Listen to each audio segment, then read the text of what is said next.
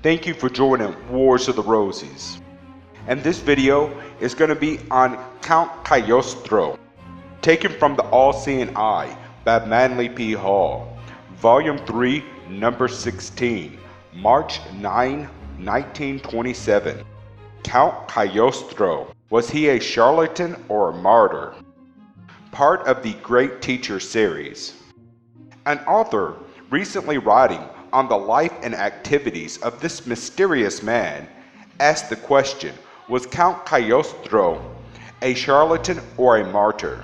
Particularly nothing is known concerning Count Cagliostro other than that he was a finely educated, well-traveled, highly gifted individual, a profound student of philosophy, both ancient and modern, Egyptology and the religious mysteries of antiquity. Alexandria Dumas favors the theory held for many years that the real name of Cagliostro was Joseph Balsamo, and that he was possessed of supernatural powers, which he had apparently gained while wandering in out-of-the-way corners of the earth. Joseph Balsamo was born in Palermo about 1745, and was an individual of most unsavory reputation, a criminal, a charlatan, and a ne'er-do-well. Recent historians, after investigating more deeply, have finally concluded that Count Cagliostro was not Joseph Balsamo, and the crimes of the latter should in no way cloud the glory of the former. It is known that upon at least one occasion Cagliostro met the most famous of all transcendentalists, the Count Saint Germain, and that this interview profoundly influenced the life and ideals of Cagliostro. It is inconceivable that Cagliostro, had he been a fraud and an impostor, would have been admitted into the home of a man so deeply versed in the divine sciences as Saint Germain.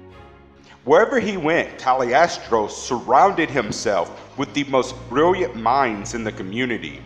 He attracted not superficial people but scholars, who recognized the Count as a profoundly learned man, versed in the forgotten lore of uncounted generations. Count Cagliostro was falsely accused of having a part in the plans to steal the French Queen's diamond necklace. For this he was arrested and thrown into the Bastille.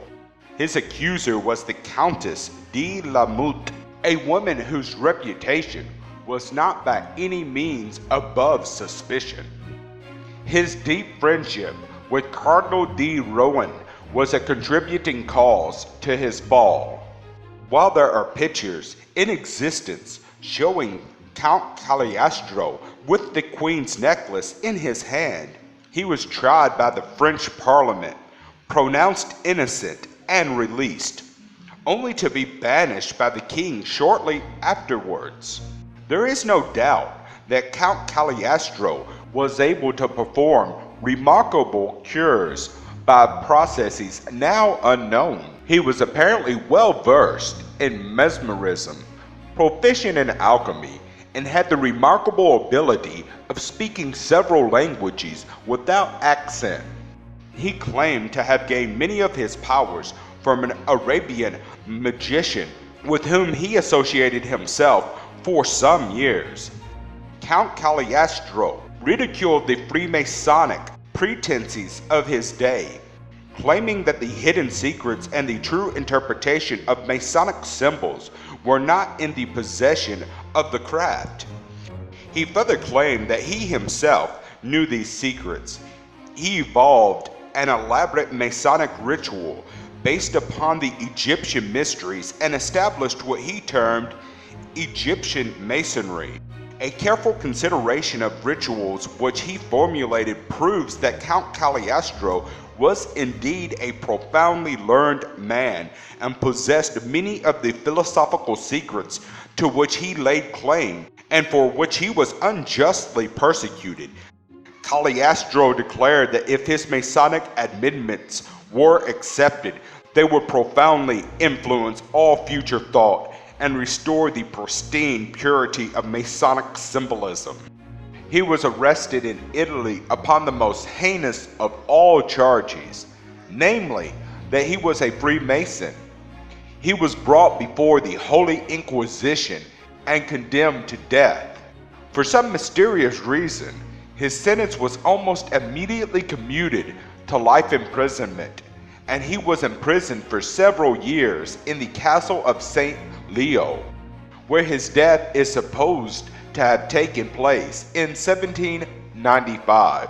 According to the information in the possession of certain secret organizations, Count Cagliostro was an initiate of the mysteries, but being unable to obtain the ends for which he was sent forth, the Count Saint Germain took his place and succeeded where he had failed.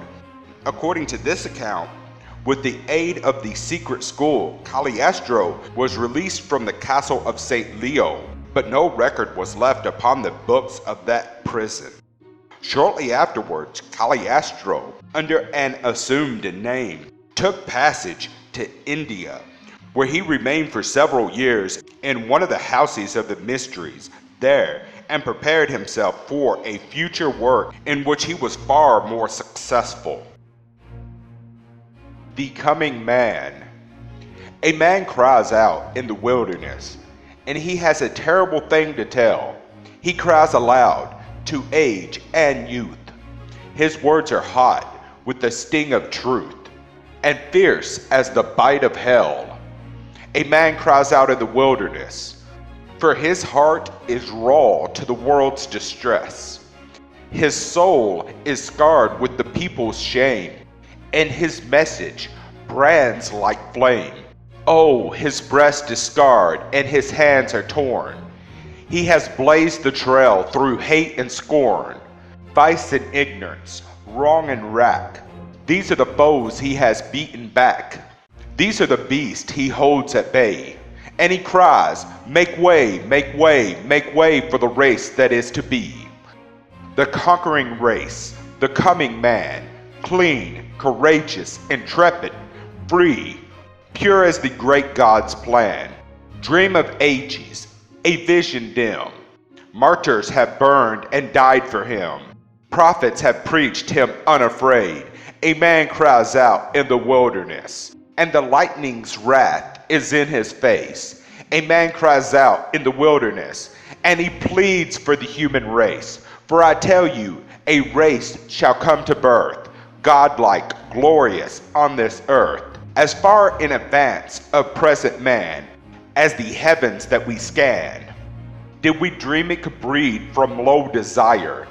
Did we dream it could rise from bestial mire? Could the beautiful celestial thing from lust and lechery spring? A man cries out in the wilderness, and his heart is raw to the world's distress. With terrible truth his feet are shod. Make way for the sons of God. By Angela Morgan. Thank you for watching. Please don't forget to share, like, subscribe, and comment. And if you can, please consider donating to Wars of the Rosies. Links to PayPal and Patreon are in the description. Thank you very much.